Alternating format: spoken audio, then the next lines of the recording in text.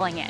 Right, and happy Monday, everybody. A lot to get to today, but Sarah, we've got obviously a Floridian weather pattern outside, and that's sparking some showers and thunderstorms. So we want to bring you the latest right now. Severe thunderstorm warning actually out for a portion of the viewing area right now. We've had some pretty rough weather, including hail and high winds with some of these. You can see it includes 4 counties. We've got Cuyahoga, Geauga, areas of Portage and Summit County under the warning with this. This goes until 5:15. Pretty heavy rain with this now moving into the Bainbridge area. This is all moving north and east, not your typical direction, but lots of lightning. We've had a pretty decent hail core over Solon right now. And again, this is all going to push into Geauga County and northern Portage County here shortly, but pretty rough storm there. We've got other storms moving into Ashtabula County, northern Trumbull County. Those are sub-severe. Big picture though, and your outdoor dining forecast looking A-OK as we go throughout the evening outside of these storms, but we've got more obviously to deal with over the next couple of days, and we'll keep you posted on those two, as well as have that forecast coming up in a little bit. All right. Thank you, Matt. We'll talk to you again soon. Well, today, first responders confirmed they have pulled another victim from the rubble of that condo building that collapsed in South Florida. 150 people are still missing as the delicate and dangerous search and recovery mission continues now. NBC's Jay Gray is live in Surfside for us tonight with details on the effort and so many families waiting for information. Hi, Jay.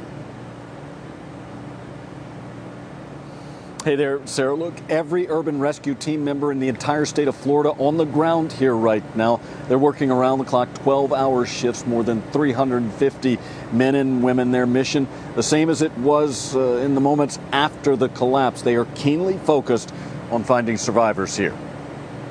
It's day 5 now, and the horror, the heartache continues in Surfside.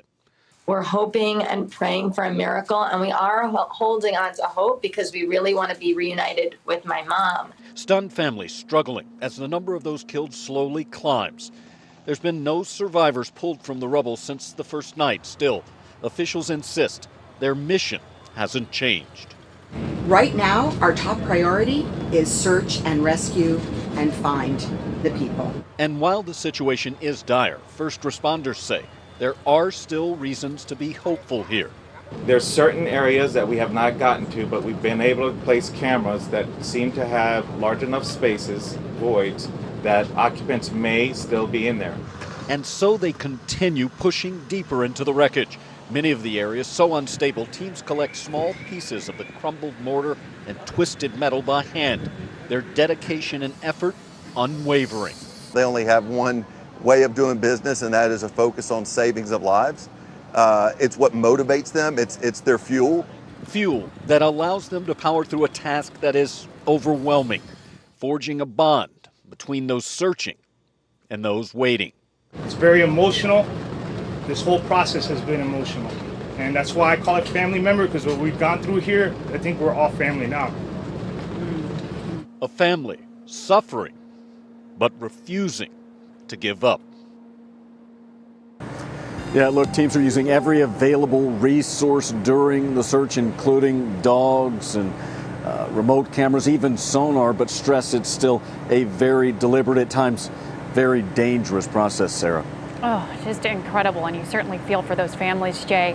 Do we know any more about the investigation into how and why this happened?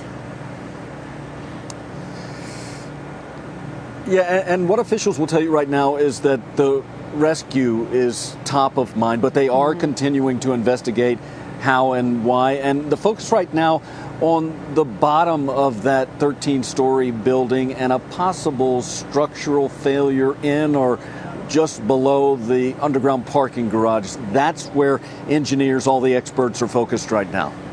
All right. More to come. Jay Gray, thanks very much. Well, one of those still unaccounted for in the collapse has local ties. 65-year-old Judy Spiegel has not been found yet. You heard from her daughter Rachel in Jay's story. Judy used to live in Warren while her husband served as CEO of Trumbull Memorial Hospital, according to the Cleveland Jewish News. Both of their children spoke earlier today with NBC's Andrea Mitchell, saying they are not giving up hope that she's found. Have you or your dad visited the site of the collapse? We've been every day. I mean, we've spent a lot of time in the press tent. We've spent a lot of time walking around. We walked the boardwalk, so we saw it from behind. It's really horrifying. Judy's son, Josh, added that the rest of the family will stay at the scene of the collapse every day until they learn the fate of their mother.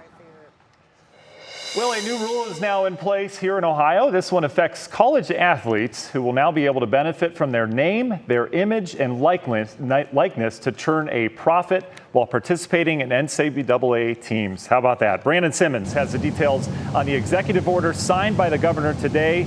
Brandon, what's the latest on this? Yeah, hey, Matt, this one actually is a real game changer. This executive order goes into effect immediately and serves two main purposes. The first is to expand the rights of Ohio's college athletes, and the second is to make sure Ohio's sports teams can remain competitive. Now, let's explain both. Under the new order, athletes are allowed to hire professional representation, essentially agents, and enter into contracts for endorsements where they see fit. They do have to tell their college of any contracts they get into, with certain brands being off limits, like casinos, companies that promote gambling, and makers of controlled substances. Now, the governor and others say the order is necessary now because 17 states already have similar rules, with others enacting similar laws this week. Without this order, athletes would have good reason to choose to play in a state other than Ohio. Athletes will naturally want to go to college in states where they can earn money and remain eligible to play. Without setting these rules, Ohio college athletic programs would be at a severe disadvantage. Now, there is legislation in the works to make the rule permanent, but DeWine wanted to sign an executive order to make sure Ohio could compete with those other states that have those laws that go into effect starting on July 1st. Now, coming up at 6 o'clock on What Matters Most, we'll hear from a local sports agent who says that this legislation, Matt, was long overdue. Yeah, it certainly has. I mean, we've been talking about it for a couple weeks now, and I guess my question as an Ohio State fan, Brandon, is does Alabama have this rule? Does the Roll Tides have this? Yeah, Alabama or Texas, Florida, all of those big states where we know there's big football, they have similar rules already in play, which is why it was important for Ohio to jump on board now so we don't lose our great players. Right, got it. And I'm sure players and lots of agents around there very happy about this. Thanks a lot, Brandon. Well, now on your feed at 5, will we really need a COVID booster this fall? New research out today thinks that's unlikely, but it could depend on the virus itself. Our senior health correspondent, Monica Robbins, joins us to explain tonight. Hi, Monica. Hey, Sarah. A study in the journal Nature showed very high immune responses in people who received the mRNA vaccines that could potentially last years. That could mean vaccinated people will be protected over the long term, at least against the existing coronavirus variants. But older adults, people with weak immune systems, and those who need immunosuppression drugs may need those boosters. And those who survived COVID and were later vaccinated may never need one. How will we know when it's time? Big time breakthrough infections. If there's an increase in hospitalizations and deaths in the vaccinated population, which as of yet, we're not seeing a huge increase. There's a few upticks here and there where there's been a couple extra cases in vaccinated individuals, but not necessarily with severe or deadly COVID-19, just, symptomatic. So we don't have to worry about it for now because we know the vaccine is giving us protection against the Delta variant. Now, the concern, again, is if the virus mutates even more. And the CDC doesn't think there's enough data to warrant boosters right now either. And Dr. Edwards thinks extra unused vaccine should be sent to countries that actually need it, because if we can get the virus controlled elsewhere, it will only help us manage it here. Makes sense. And I think that'll be welcome news for a lot of people. Not one more shot to get, at least for now. Sure. All right, Monica, thanks so much. We now have an update on Indians outfielder and first baseman Josh Naylor. Now, he suffered a closed fracture and dislocation in his right ankle after colliding with second baseman Ernie Clement. After the two players collided while going for a fly ball, Naylor went airborne, his right leg buckling underneath him. When he landed, he stayed in Minnesota overnight and is expected to travel back to Cleveland today. Our Jim Donovan will have more on what's next for Naylor coming up at 5:30. Do you want to save a life? Donate blood, and soon if you can. The American Red Cross is making another plea for blood donors as it battles a major shortage. They need donors of all types, especially O and platelets. The Red Cross says the need is great as hospitals are dealing with an unusually high number of traumas, emergency room visits, overdoses, and transplants. The blood shortage is forcing some hospitals to slow down on the number of elective surgeries until supply stabilizes. We have all the details on how you can make an appointment to give blood at WKYC.com. Still ahead on what's new, sleep in heavenly peace. How one organization is committed to making all kids nationwide, making sure they have a bed to sleep in, and the local efforts to make it happen. Plus, music mistake, whom Courtney Love is calling out on social media for allegedly copying her album cover.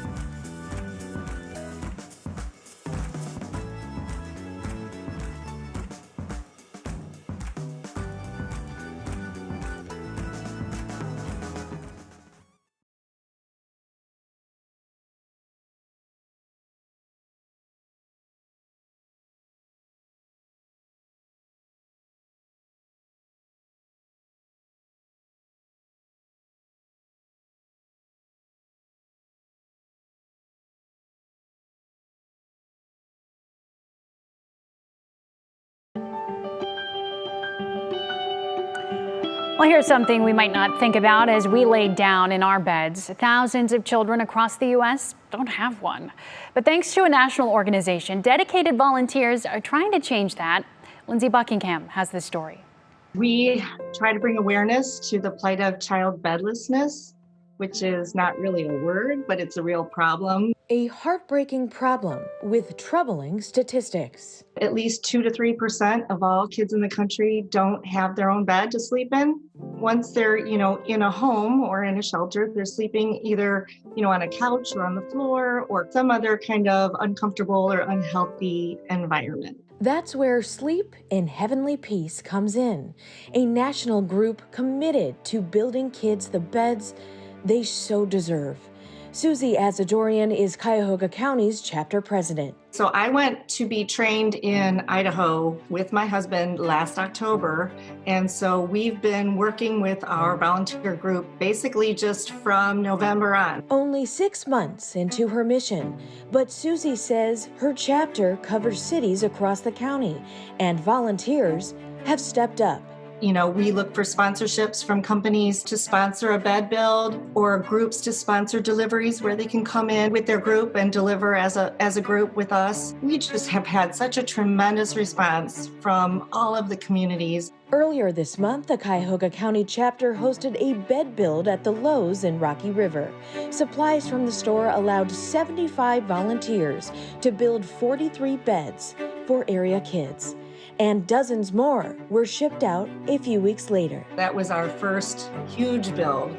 Our goal was to at least get lumber cut for 100 new beds. Even more gratifying for Susie and her team is getting to see the look on the children's faces after getting their brand new comfy beds. It is very emotional, and it's the reason why we're all involved. It's the reason why we do what we do. We encourage you to volunteer with us to also come and deliver those beds so that you can see the difference that it makes. It's really fulfilling, and it's actually the best part. Thumbs up is right. The organization has 250 chapters nationwide and 9 of them here in Ohio. If you're interested in volunteering or starting a chapter in the city of Cleveland, head to WKYC.com. You see those little ones in their beds, and just to have that space to call your own is so important. Right, that's it, and something you take for granted. I mean, I put the kids to bed, most nights, and it's like sometimes painstakingly, right, parents? Right, painstakingly, but now I'm going to look at that bed differently because that's not something you usually realize. And when we get like new sheet set for the kids, their eyes light up and it's like their own thing. But man, that tugs at my heartstrings for sure. Yeah, that's a great organization. Really good work they're doing. Check Absolutely. it out. So Matt, I know you've been keeping an eye on these storms. You said soupy before as I was watching. I feel like this has just been this like really sticky Florida-ish pattern. It's very Floridian. And these storms come with it, right? Yeah, that's it. And we've transitioned this pattern to a Floridian pattern where we start with sunshine, we bubble up the clouds, and then, they're raining themselves out, and that's what we're dealing with this afternoon. Some of these storms, there's not a huge severe weather setup with this, but some of these storms, obviously, once they collide and kind of merge with other storms, can get going, and that's what we've been seeing so far this afternoon. So a couple storms on radar. These are mainly along a lake breeze that developed. You can see we had some of the storms near the lakeshore, a little bit inland earlier, now tracking off towards the north and the east. This is our cell we've been watching, though. The severe one off towards the west there. This one in Ashtabula County now pushing up into the Orwell area. That has had small hail and heavy rain with it. We've now cleared things out. Northern Summit County, it's areas of Geauga County now, right over Bainbridge, heading towards the Newberry Township. Russell as well, going to be in the path of this storm. We've had hail, some stronger winds with that. That's heading outbound from Cuyahoga County, and we're eventually going to clear things up. We've been watching other storms out towards the islands now. These are not severe, but certainly disruptive if you've got plans at Cedar Point or out in a boating interest out in Lake Erie. So here's the pattern. This looks like a Florida radar almost all year long. You see the bubble up pattern of some of these storms. Some of these cloud tops, and you notice it by looking out there, 40, 50,000 feet up in the atmosphere, so the jet stream eventually takes hold of that. But you can see these things from miles away, right? Very picturesque if you're not underneath it. But look at the pattern. There are storms across the entire eastern half of the country. If you were to travel anywhere 500-600 miles, you'd encounter showers and thunderstorms. This pattern's going to take a while to clear out. And where the focus of the main amount of storms are is along this stalled out boundary we were talking about last week. We also have a tropical depression heading inland to the Carolinas now. That will bring more heavy rain and just add more moisture to this. And it really is going to take several days until this clears out. And that thick soup that Sarah was talking about, it will continue. It's not just us. It's the entire eastern half of the country that's dealing with that. The other thing is the jet stream's kind of stuck in place. We've got a little trough in the central half of the country. The heat out west has been record smashing. Seattle has hit 100 degrees plus 2 days straight now. They only did that 2 times in recorded history before, out towards areas near Portland, Oregon, sitting in the 110s right now. I mean, it is just blistering heat. They don't have AC out there. For us, we've got another little dome of heat. That's why we tapped near 90 degrees in spots today. Let's see what happens from here. National Zymart Hour by our forecast. A soupy night. Storms will eventually collapse themselves out. We'll go dry tonight. Perhaps some areas of fog where you did see some of that rain, only falling into the low and mid 70s tonight. Another one of those AC on kind of nights. more of the same tomorrow. I think we're up near 90, another hot day tomorrow. We'll start with sunshine on your Tuesday. Clouds will bubble up. Eventually we'll get those downpours. Some of those storms could be on the stronger side. You can see the scattering that the models are indicating all the way through afternoon and evening. And then once again, they go away. Wednesday, Thursday, that's when things will start to change. We'll start to get a little bit more concentration of some of these storms. In terms of rainfall, we could still use it. We're anywhere from 3 to 6 inches below average.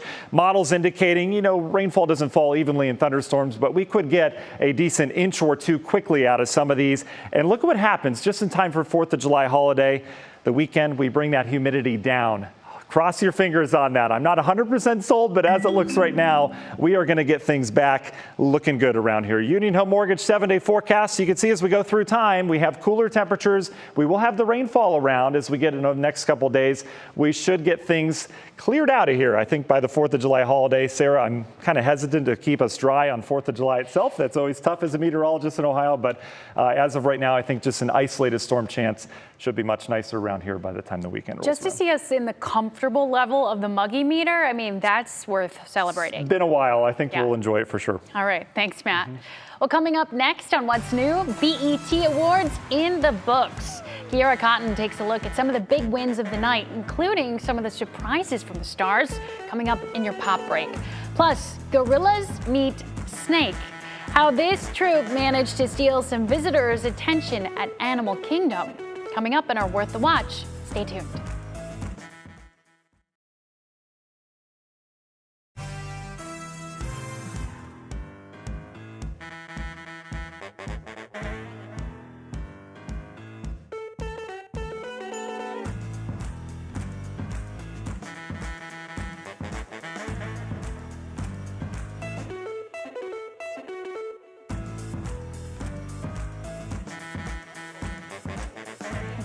I am Al.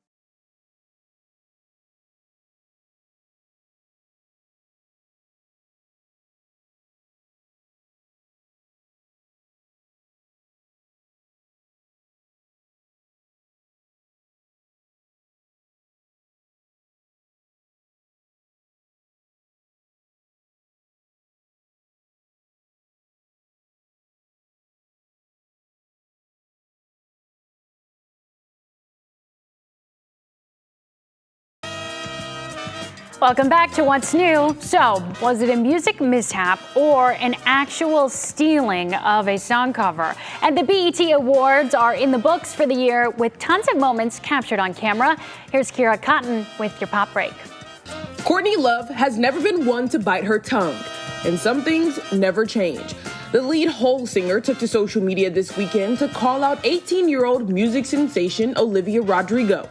Love says the singer copied Hole's 1994 Live Through This album cover for her upcoming concert film. The similarities are there, prom queens both holding flowers with makeup running down their faces. The 56-year-old singer captioned the promotional picture, Spot the difference. Hashtag twinning. Rodrigo responded saying, "Love you and lived through this so much." But that wasn't enough for Love. She told Olivia her favorite florist and that she looked forward to reading an accompanying note. In a follow-up comment on Facebook, Love called the situation rude and potentially rage-inducing. And the BET Awards took place last night. Taraji P. Henson hosted the show from Los Angeles, and with each outfit change, she honored an influential Black woman. Megan Thee Stallion led the way with wins, including Best Female Hip Hop Artist, Viewer's Choice, and Video of the Year. Lil Nas X took us back in time with his performance of Call Me By My Name and ended with an unexpected kiss with one of his dancers. The Migos took the stage to perform hits from their recently released album and were joined by Offset's wife, Cardi B, who revealed that the two are now expecting their second child together. Zendaya slayed the red carpet in vintage Versace, channeling Beyonce's 2003 Crazy in Love performance. And last but certainly not least, Queen Latifah was honored for her contributions with the Lifetime Achievement Award. MC Lyte, Lil' Kim, Rhapsody, and Moni Love all joined forces for a tribute. Queen Latifah accepted the award with her father at her side and a picture of her late mother in her hands. The BET Awards were completely virtual last year because of the pandemic, so to see all these big-name acts back together again under the same roof was special. But even on the local front, with so many businesses starting to do live music again, this girl is real excited. It is just fun to see the award shows come back a little bit, and like with the fashion and everything. Yeah. I mean, we appreciated getting the peeks into people's living rooms, but this is what gets me. The red carpet moments are make it special. And that's one where it's always fun, and I liked, like you said, Taraji P. Henson, all the little extras they put in there. Yeah, love it. It's nice to see how everyone's changed in the last year too. Yeah. You're like, wow, she looks great. Yeah. Wow, COVID-15, that's great. Yeah, right. Just like the rest of us, Yeah, right? just like everyone else. We're all in this together, right? Sure. Thanks. Thanks, Kira. All right, now to our Worth the Watch. A troop of gorillas, well, they were just hanging out at their exhibit at the Animal Kingdom at Disney World when one of them saw a snake, which apparently escaped its exhibit. You can see one of the gorillas brushing through the straw, trying to find it. Then more gorillas head over to see what's going on. And then they just kind of sit and hang out, waiting to see it again. One of them gets pretty irritated, starts throwing straw on the alpha, and really no word yet if they found the snake again. The 3-minute TikTok video stopped right there. So, you know what I love about this? It looks like a very human reaction, right? Right. Like if we see a snake out at the park somewhere, everybody runs up, check it out, try to find, just, make sure you know where it went. I don't know if I'd be like hunting for it. I'd be running the other way. Would you? We'll let the other people find it. But yeah, very human reaction for sure. And, gives everyone something to talk about at the grill exhibit. Normally they're sleeping when I go there and you can't even see them. Right, exactly. They're not up by the glass like that, especially all of them. People are going to be like, let's bring the snake back. Right. Let's do that again. Right. Good for the get kids. more in there, for sure. Exciting times. All right, well, still ahead in our second half hour of What's New. Jimmy joins us with the latest on the Indians' Josh Naylor after that serious injury in the outfield. We'll also hear from Terry Francona. Plus, setting sail after 15 months, a cruise ship takes off into the seas. We'll have what's changed and what you need to know if you're planning on booking a trip. And a thrilling weekend at the Olympic trials, from gymnastics to track and field. A look at who's in and out at the Summer Games, including an update on 2 local athletes.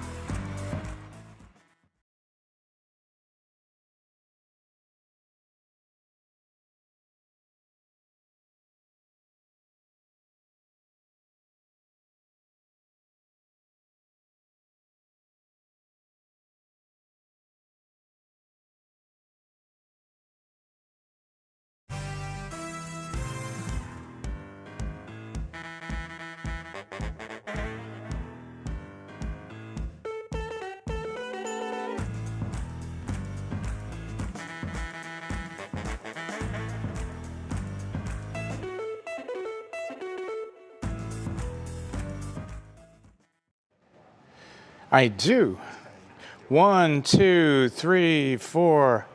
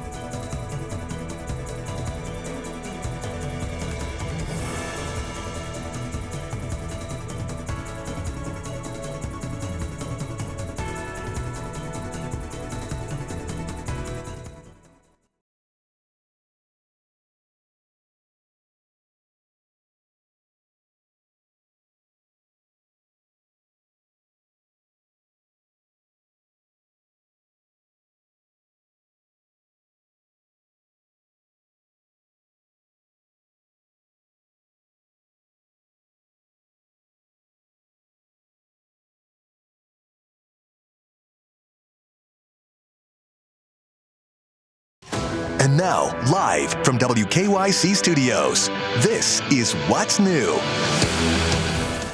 Here are 3 things you need to know now at 5:30. Late this afternoon, Governor Mike DeWine signed an executive order that will allow college athletes to profit off their name, images, and likeness. The order comes 1 week after attempts to pass state legislation fell apart. The proposed Ohio Senate bill hit a roadblock after House Republicans added language that would ban transgender girls from participating in girls and women's sports. Now, the executive order does not ban transgender athletes from playing sports. The order was necessary for the bill to go into effect by July 1st, that's Thursday, to keep Ohio State and other schools' athletic programs competitive with other states. We're learning more about the building collapse near Miami. Today, officials announced that they pulled another victim from the rubble, bringing the number of people who've died up to 10. 150 people are still missing. So far, there haven't been any survivors pulled from the rubble since the first night. However, rescuers are still holding out hope. There are more than 350 men and women working 12-hour shifts to find the victims. And the American Red Cross really needs your help. The organization is making another plea for blood donors as a critical shortage persists. They need donors of all blood types, especially O and platelets. The organization is urging Americans to make an appointment to make sure hospitals have enough blood to get them through the 4th of July weekend. We have all the details on how you can sign up at WKYC.com. And with that, we welcome you back to What's New. I'm Sarah Shookman, along with Matt Wintz. And Jay and Betsy have the night off, obviously, so you get us our smiley faces with you. You know what? We have a top talker today we need to get to. We've got some weather as well. We'll talk about that. Severe thunderstorm warning's been dropped. That's the good news. So let's get to what everyone's talking about. We're learning more about the Indians' Josh Naylor. Now, he collided with second baseman Ernie Clement during a game this weekend, leaving him with a fracture and a dislocated right ankle. Just a sight to see for sure when you were watching it. Yeah, and Jimmy joins us now to explain what's next for Naylor. Everybody watching this incident, if you were watching the game or if you've seen it since, it is like hard to look away. It is one of those moments. And it's happening more regularly now in sports, but it is one of those moments that you wish you hadn't seen it. Yeah. And that was the case yesterday. All right, Josh Naylor, of course, involved in that very scary moment during Sunday afternoon's loss to the Twins at Target Field. Here's the play. Naylor and second baseman Ernie Clement collided after they went for a little shallow fly ball out into short right field. Naylor was in obvious, unbelievable pain, carted off the field. He was attended to immediately. It took about 14 minutes to get him to a point where he was comfortable. Now we have learned that he has a fracture in the right ankle and also dislocation too. He spent the night at a hospital in the Twin Cities to manage the pain. The team came back yesterday and last night from the Twin Cities back to Cleveland. He did not, but he has come back today. He's been evaluated at the Cleveland Clinic by Dr. Mark Berkowitz. And of course, there is surgery in the offing here. We do not know the exact time of when that will happen. He is a terrific player who plays with a lot of fire, whether he's out in right field or whether he plays first base or whether he's on the base paths. I mean, that's the way he plays, always going 100 miles an hour. And that, of course, was the situation yesterday. Here's his manager, Terry Francona. Tough for him to watch and everybody to watch for that matter. He got a big heart and he, you know, as with a lot of 23 or 24-year-old kids, they can make some mistakes during games. But you could tell him that, and he'd be, okay, yes, sir, I'll try not to do that again, which is what you're looking for. You've heard me say it a lot of times, our team, we make some mistakes, but we keep playing. And I think that's maybe what kind of you're referring to and what he embodies so well. He really does. I have to tell you, when they played in what was ending up as a short playoff series last fall against the New York Yankees, he was the only player that had any kind of production in that series against the Yanks, but he was the only one that had fire in the games, too, and that's the way he plays. He came over, of course, in the Mike Clevenger trade last summer at the trading deadline against San Diego. So you go through the list right now of when you have seen this before, and the one that is always at the top of the list, Monday Night Football, Joe Theismann, when he was the quarterback with the Washington Redskins, hit in the game by the New York Giants, and it was awful to watch. And they're all awful to watch. It happened here in Cleveland a couple of years ago in basketball. Gordon Hayward had just signed as a huge free agent. The Boston Celtics were opening up against the Cavaliers over at the field house 55 seconds into the game. He suffered the same kind of injury that Naylor suffered yesterday afternoon. Do these get fixed? Yes, they do. But they take a lot of time. He's a young player. He's going to miss an awful lot of time. They'll miss him. I'll miss watching him, and I know you will too. Yeah, it's going to be a tough road for him, but it's good to hear that he is on the mend at least, or getting towards that progress. Absolutely, and back in Cleveland. It's good to have him back home. Right. It just adds to our list of injuries too. So, boy, isn't that the truth? Rough year so far. All right, thanks a lot, Jim. All right. All right, on to track and field. Staying in this. Oh. Well, we are going to talk Olympics. We're talking Olympics now, as Matt was saying. The other big talker, the U.S. women's gymnastics team roster is set for next month's Summer Games. Simone Biles was a lock for the team after dominating over the past 2 days. She now has a chance to defend her individual gold from Rio in 2016. Now, the rest of the four-member team includes Suni Lee, Jordan Childs, and Grace McCullum. And track and field athletes had their qualifying event last night, but the heat in Eugene, Oregon was serious, and it caused a bit of a delay. Sunday's temperatures, as we talked about earlier, Sarah, topped 109 degrees there. So the games did go on. They were delayed a little bit, though. They had to run later. When it comes to the men's competitions, unfortunately, our own Jay Crawford's son, Corey, did not advance in the long jump. Neither did Ohioan Eric Kennard. But on the women's side, Olmsted Falls native and pole vaulter Katie Najat did clinch her spot on Team USA, so congratulations to her. But of course, Jay congratulated his son Corey on a great run, tweeting, "Our champion, proud of you." So from retirement to Olympic trials in the finals, despite the injuries, the delay of the games altogether, and so many other roadblocks that he truly had a great run. And Sarah, just as an athlete, I mean, you and I both spoke with Jay, obviously. He's such a proud dad. You know, it's so hard to tell someone who's trained so hard for the Olympics, you know, hey, you did a great job, at least you were there, because, you know, obviously they had the aspirations that you never had. I mean, most people don't get the opportunity to do that, so it had to be hard for him. Oh, yeah. I mean, I think getting to watch this through the Crawford family and see Corey's journey, you get a taste of what we have seen as we've talked to other athletes in our area, like when I was in Rio in 2016.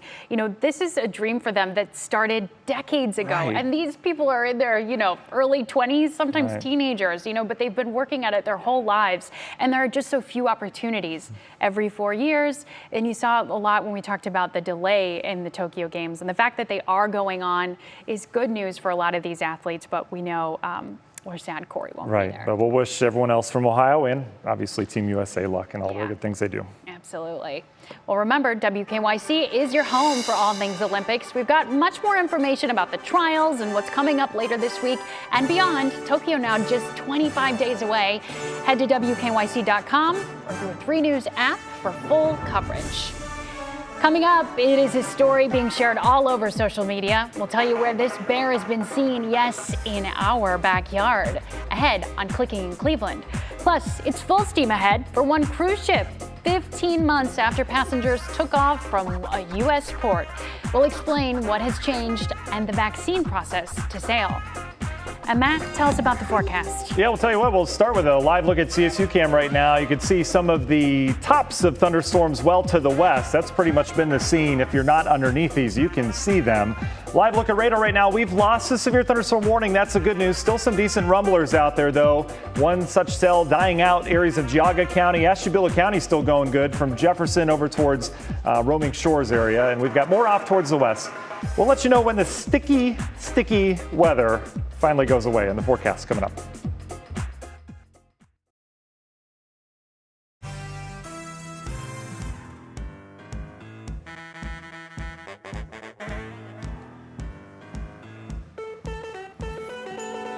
Hey, yes, I am. We are talking about what's clicking in Cleveland today, and there was a black bear in Willoughby Hills, which is apparently very common. Okay.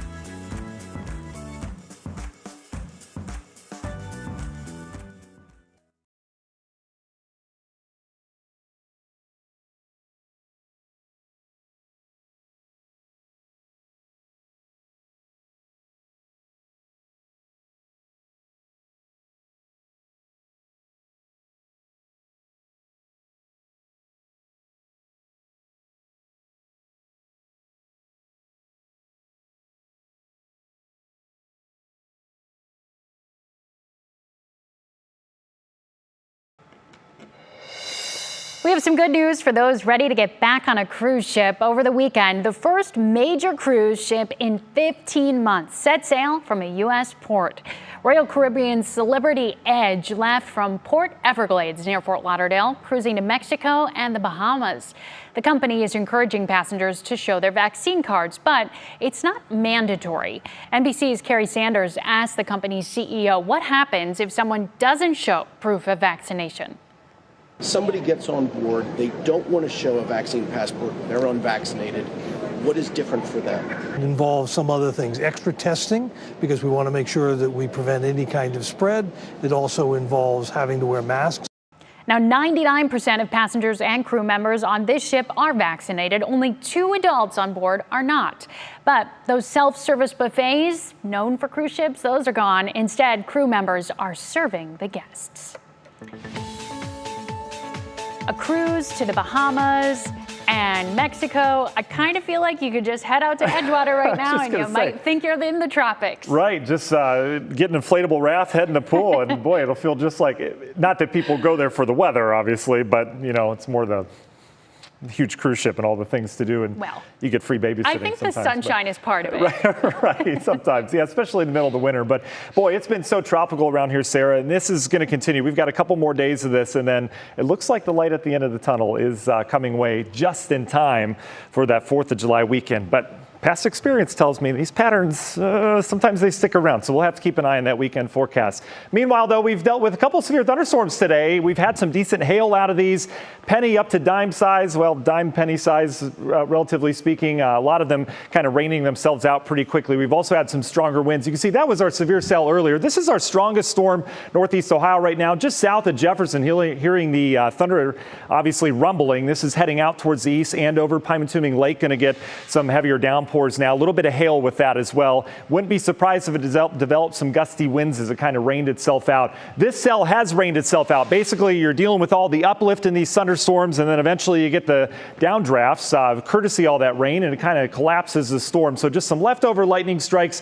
Want to stay indoors until that one heads on by. Then even the storms out towards the islands starting to die out. Everyone else, Northeast Ohio, it's hot and sticky. That's it. We're not dealing with the thunderstorms. We'll watch a couple of these down to the south, may bubble into Northeast Ohio. But then again, once that sun sets, we lose all that daytime heating. But look at all the rain from here all the way up towards areas of the upper Midwest, all focused along a frontal boundary, which will start to sink south. That will kind of squeeze this humidity down towards the south as well. It'll take some time. But one other thing to watch is that soaring heat out towards the west. That will eventually build in to the northern plains next week. Something to keep an eye on. But meanwhile, we've got our own heat to deal with. Temperatures up near 90 today. National Design Mart hour by our forecast. Rain all goes away after we lose that daytime heating. Any leftover rain will eventually kind of rain itself out, as we've seen. Should go partly cloudy tonight. It's going to be muggy tonight. Temperatures only back into the mid 70s. So AC on. Tomorrow, more of the same. Up near 90 degrees. We'll start with sunshine. We'll bubble up those clouds. We'll have more scattered showers and thunderstorms. Some of them could have some heavier rainfall once again tomorrow, and then eventually that all goes away. It's later this week we start to change things, and our humidity will also change. Look at the downturn in the humidity back towards comfortable starting Friday and then on through your 4th of July itself. Union Home Mortgage 7-day hot day tomorrow, and then we start to bring in more clouds. We bring that boundary south. 70s. How about that on into the weekend? I've got us dry for the most part on our 4th of July. Just an isolated storm chance. Does look like we clear out for the weekend. Sarah? Looking forward to those comfortable temps again. Thanks, Matt. Time now to see what is clicking in Cleveland, and for that, we bring in our digital anchor, Stephanie Haney. Hi, Stephanie. Hi there, Sarah. Happy Monday to you. Happy Monday, everybody at home. Now, if you are part of the group who had license and registration renewal extensions this year, your time has come. If your documents expire between March 9th, 2020 and April 1st of this year, you have until Thursday, July 1st to renew them. We have the link to the BMV site on WKYC.com to see if you can do it online, but not everyone can. So if you have to go in person, we have the link to make an appointment or get a spot in line before you head out. So go to WKYC.com and give yourself the gift of time. Florida parents Aaron and Michael Cohen and their baby Zane got a big surprise on the Today Show this morning. Watch this. Right now, Aaron and Michael, Zane was chosen. He is the Gerber. Congratulations! That makes Zane the official taste tester and chief growing officer for Gerber, picked out of more than 90,000 entries. Now, he is a miracle baby after Aaron surprised doctors and got pregnant naturally after overcoming cancer. The family wins a $25,000 cash prize and a $1,000 Gerber children's wear wardrobe, so baby Zane will represent in style. Congratulations to them. And there was a late-night visitor caught on camera in Willoughby Hills overnight. This black bear is snacking on birdseed in a feeder in a backyard by the Manakiki Golf Course. Willoughby police say they've had several bear sightings lately, and if you're lucky enough to see a bear, officials say don't run.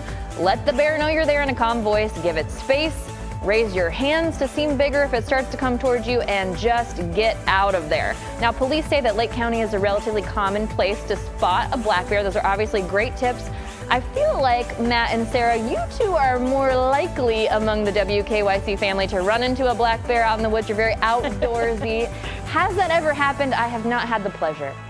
No, not here. Anyway, I've seen one in the Smokies before. Yeah, my wife and I went hiking we were on the Appalachian Trail, North Georgia, and we did see a black bear, and I'm scared of those things, but she's like, here, kitty, kitty. I'm like, honey, don't you dare. No way. Yeah, she loves bears for some reason, and I'm like, honey, that thing will rip your face off. Well, I think black bears are not, they're not grizzly bears, but they are fast. If you've seen one in real life, Right. they climb trees, they're quick moving. This thing was going up a vertical cliff, so I told her to stay away. Good idea. I think, I'd say the same thing. Good advice. Yeah, thanks, Stephanie. Appreciate all that. All right, local restaurants are obviously still hurting because of the pandemic. That's why we are taking our Save Our Sauce campaign a step further. You can now submit job openings at your local restaurant to the email on your screen, and you can also visit WKYC.com for our own growing list of openings and ways to donate to the Ohio Restaurant Relief Fund here in Northeast Ohio. It's all in preparation for our Save the Sauce special coverage coming up Thursday, where we look at the past, present, and future of Northeast Ohio eateries. And next up, in case you missed it, the Jonas Brothers were in town this weekend. I could hear everyone screaming from afar. Look back at their surprise performance for a special fan. We'll do that coming up. And then not all citations are bad, like the one for this group of kids. We'll show you the good news story coming up.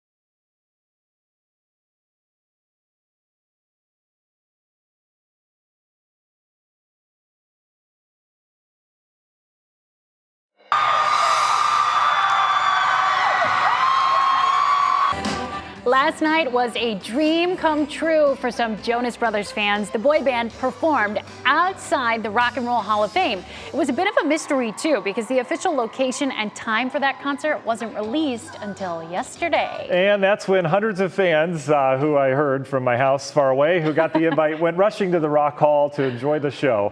Here's 3 News photojournalist Dominic Ferrante with more on the pop-up concert. Last night, hundreds of fans lined up outside the Rock Hall for a once-in-a-lifetime free concert with the Jonas Brothers. We walked down to the Rock Hall and waited in a very long line for about 2 hours.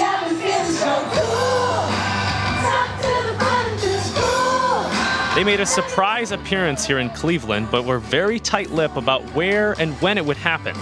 As a matter of fact, fans didn't even know where it was happening until 2 o'clock. Around 7:30, we finally saw the line start to move, 7:45. And that's when it really started to hit me and the adrenaline just kind of started to come in.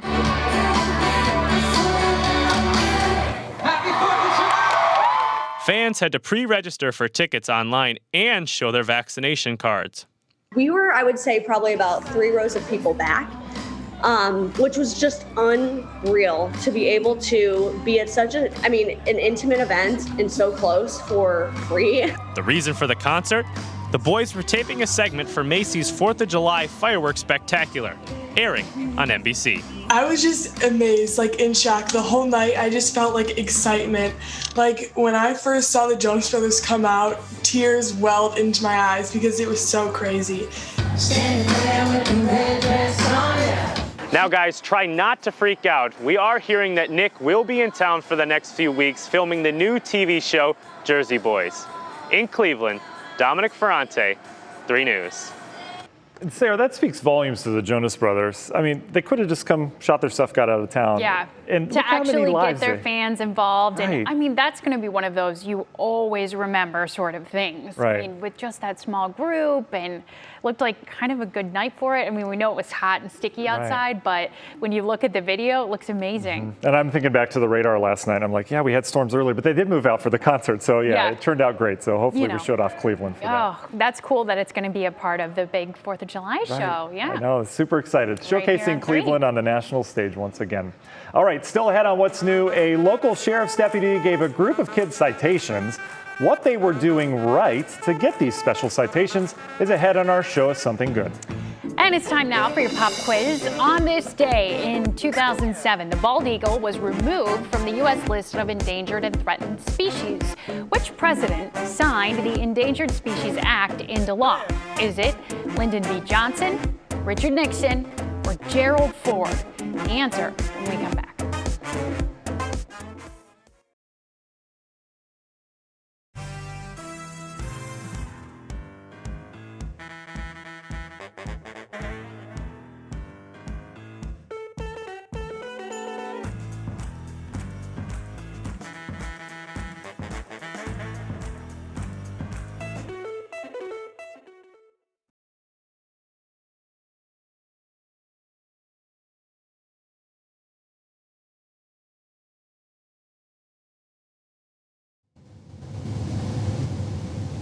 Yeah, I got you here, buddy. Mic's not on, but I'm here.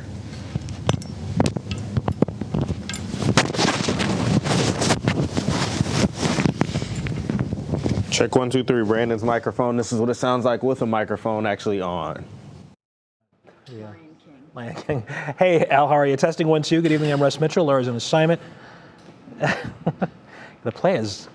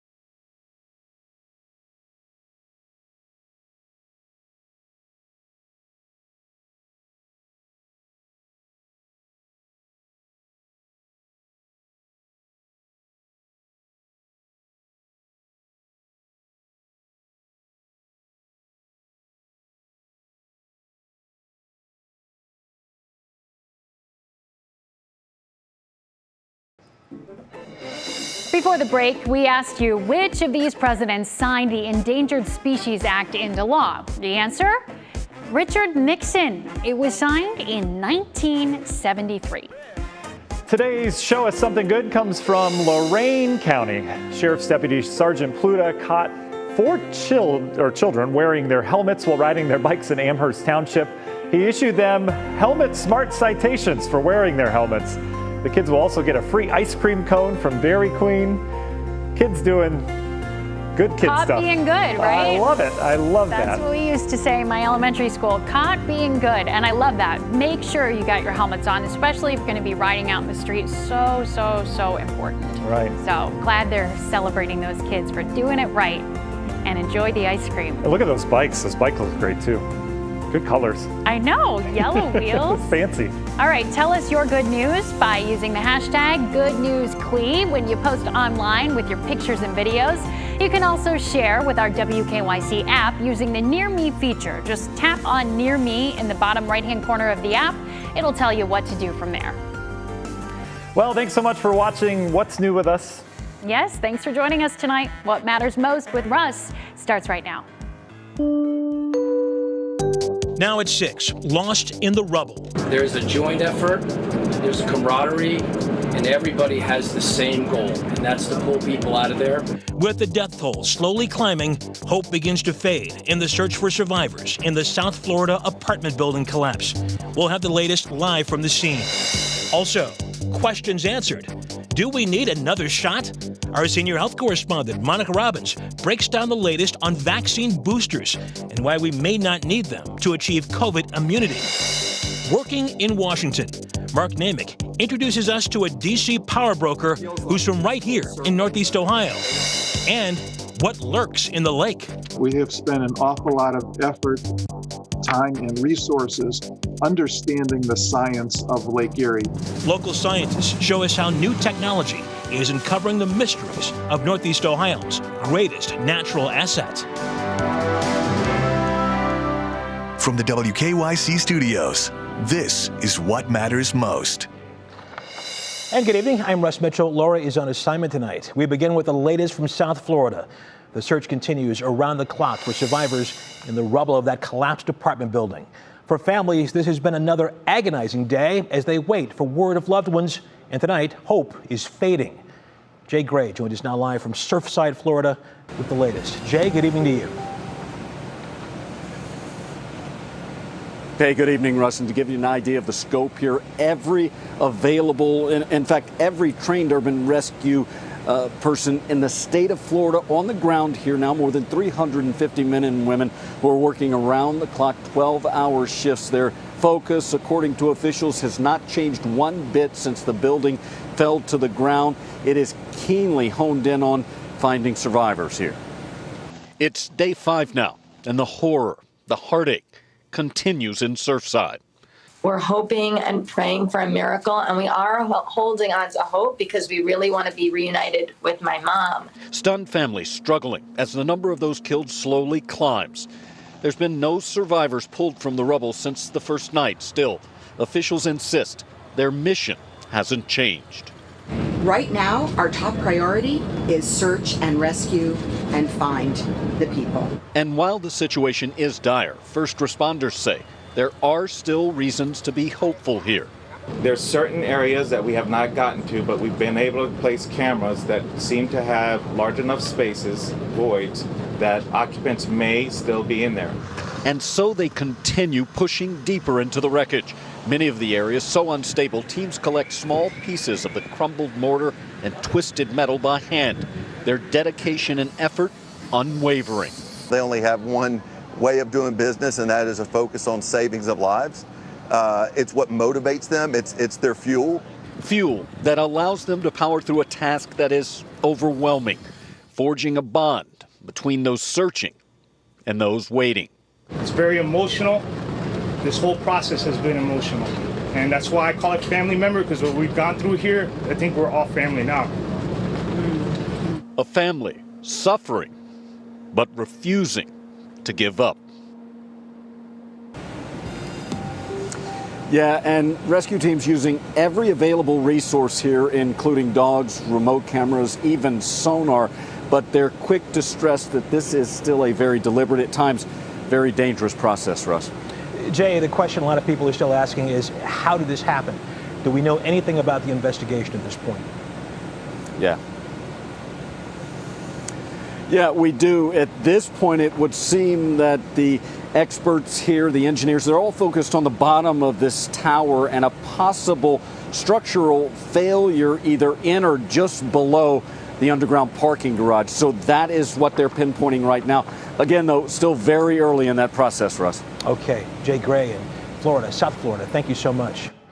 One of the women you just saw in Jay's piece, Rachel Spiegel, her mother, Judy, is missing in the collapse, and they have ties to Northeast Ohio. 65-year-old Judy Spiegel lived for a short time in Warren when her husband was CEO of Trumbull Memorial Hospital. Her children also told NBC News earlier today how they're staying busy and not giving up hope. We've been every day. I mean, we've spent a lot of time in the press tent. We've spent a lot of time walking around. We walked the boardwalk, so we saw it from behind. It's really horrifying. It's the worst thing you've ever seen in your entire life. The Spiegel family says they will stay at the scene of the collapse every day until they learn the fate of their mother. Now, to coronavirus news. There is new information tonight about vaccines and how long their protection will last before boosters are needed.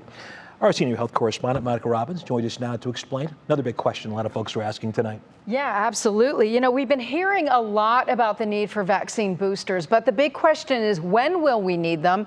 And now new information coming out saying we may get to wait months, if not years longer. But there are a lot of factors that come into play for that theory. So a study in the journal Nature showed very high immune responses in people who received the mRNA vaccines that could potentially last years. That could mean vaccinated people could be protected over the long term, at least against the existing coronavirus variants. But older